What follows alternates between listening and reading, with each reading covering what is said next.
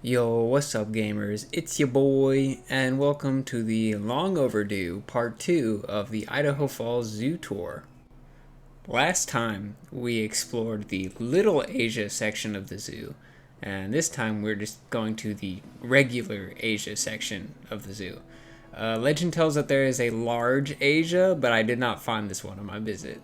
Our first habitat on the left is going to be a small aviary style build for the snow leopards. And it's nicely themed, lots of bamboo around, and even though you can't see that in this particular shot. And it's got some nice elevation changes, good rock work, planting, a nice cave in the back. It is small, I will say that, but the snow leopards did seem to be having a good time with this habitat.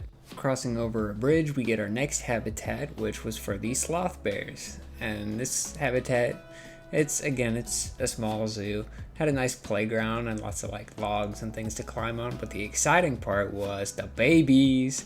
The babies were so adorable, and they were just like climbing around and messing around. And the mom was kind of like, you could tell she was kind of over it, but like, two newborn babies with a deadbeat father, it's a lot for a single mom to take on. Next up in this circle, we have red pandas. And I want to say this is my first time seeing red pandas, actually. Even though the Smithsonian Zoo has them, I've never seen them there because they're always hiding, I guess, inside. And, this probably has something to do with this zoo being smaller, so there's less places for them to hide.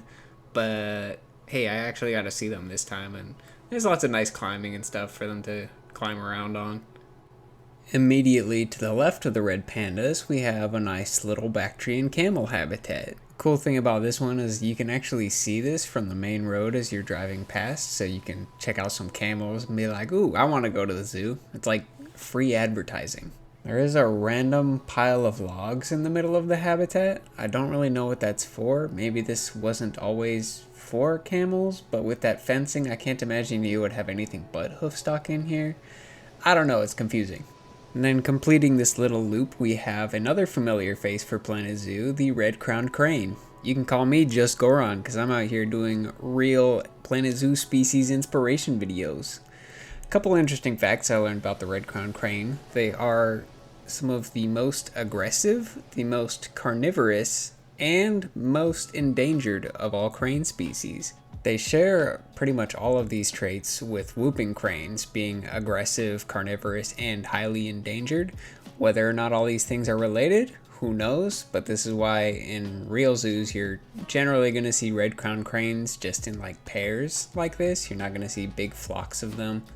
Even though the Zoopedia says you can have large flocks of these guys and you can mix them with Japanese macaques, I personally would not recommend it if you're going for realism.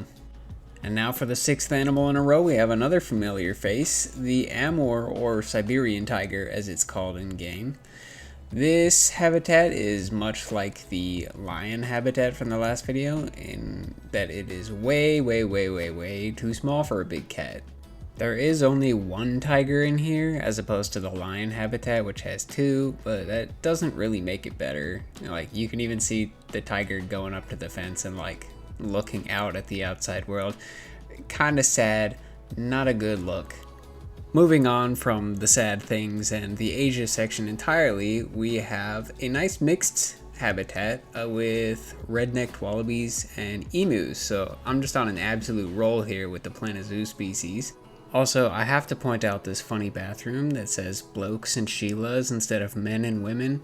That's some lovely Australian theming. I actually did the same thing in Irwin Memorial Zoo back when it was still called Irwin Memorial Zoo and I didn't change it. But anyways, there's lots of nice Australian theming around here. It's a nice big habitat. It's not super crazy or interesting. It's got a pool in the middle. I don't know what the pool's for. I don't know if the wallabies like swimming. Maybe. Who knows?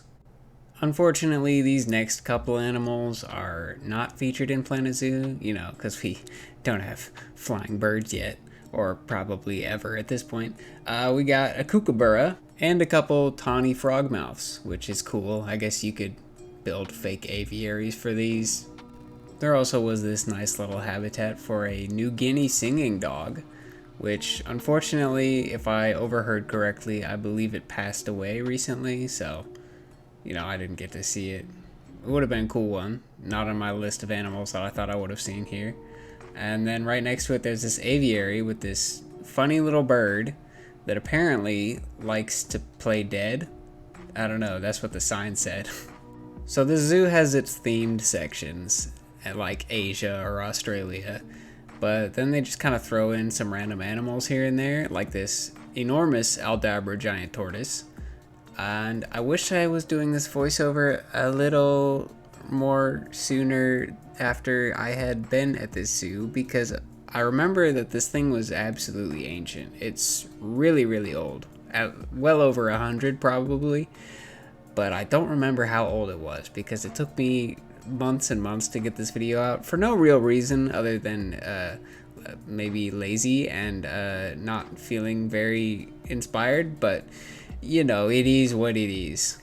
Then there was this cute little North American river otter habitat, which was hard for me to get good footage of because the glare on the glass was so bad. I had to go to 3 windows before I found one that I could actually like see through enough.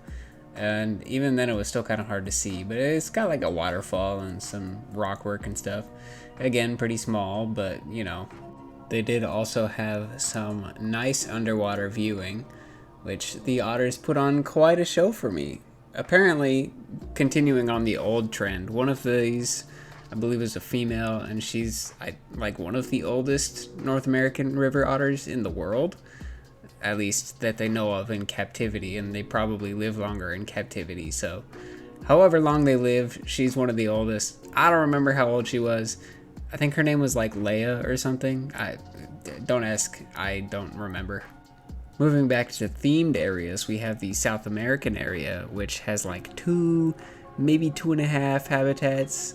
This first one is for waterfowl, and it's got some Chilean flamingos, and that's all the birds that were supposed to be part of the habitat. There were some other species like some ibis or spoonbill or something that weren't here because of avian flu, but then there was like some ducks which I don't think were supposed to be in here, and then there's also the peacock that went and jumped in. I don't know. The other 1.5 habitats were for Patagonian maras, greater rheas, and llamas, and it's like 1.5 because the mara habitat is actually just this fenced in area in the front, and then directly behind that is where the rheas and the llamas are. And I actually didn't even see the maras at first until I was like, oh, look, there's some Patagonian maras. How cool. This does create a good cross-viewing effect where you're looking into the mara habitat and then you can see more animals in the habitat behind it, even though there's a big ugly fence in the way, so it kind of ruins the effect. And here you can see the llama and also some goats. The goats weren't listed as being part of this habitat, but their goat habitat was pretty full of goats, so maybe they were like, there's too many goats, get them out of here, put them in with the llama, I don't know. Our last stop is going to be the primate house, which was, it was cool for some reasons, not so cool for some other reasons. First up here, we have some gray gibbons. Now these guys are really rare in zoos. In fact, these are the last generation of gray gibbons in captivity because all the ones in captivity are related, so we can't really breed them anymore and keep them in captivity. So once these guys are gone, that's it. They're the only ones left are going to be the ones in the wild. So getting to see these guys in person was an absolute privilege, and as you can see, they were very entertaining. They did not disappoint. They were up to all sorts of shenanigans. Very fun to see. The space concerns I have with the zoo apply here as well, but that's just kind of how it is with these smaller zoos. Not much else to say. Across from the gray gibbons, we have some DeBrazos monkeys. These guys are really cool. I wish we had them in game. The male that they had in here was absolutely enormous. The habitat is pretty much the same kind of thing as the gray gibbons. I imagine they probably rotate some of these guys around. And then if you go inside, things get a little more sad looking, unfortunately. They do have some lar gibbons in here, and you can see there's kind of like ways to go outside through these different doorways. And so that's why I can imagine they probably be rotating these guys, so these guys aren't just sitting inside in their concrete box, which doesn't look too great at all. Then there was this golden lion tamarin habitat, which did not have a golden lion tamarin in it. It had a Prevost squirrel, which nowhere in this zoo did it say anything about Prevost squirrels, but it was there, just chilling. The golden lion tamarin was actually next door with the cotton top tamarin, and I guess these guys are besties because they were just snuggling up together. So that's a cool interspecies mix that you can do. Also, I came back later and they had redecorated in there. Someone went and added a bunch of fake plants, so that's cool, I guess. Right next door, there are some red-ruffed lemurs in another sad-looking concrete box. I heard from a ZSH Plays video that red-ruffed lemurs don't always get along with other lemur species, and they are also some of the biggest lemurs.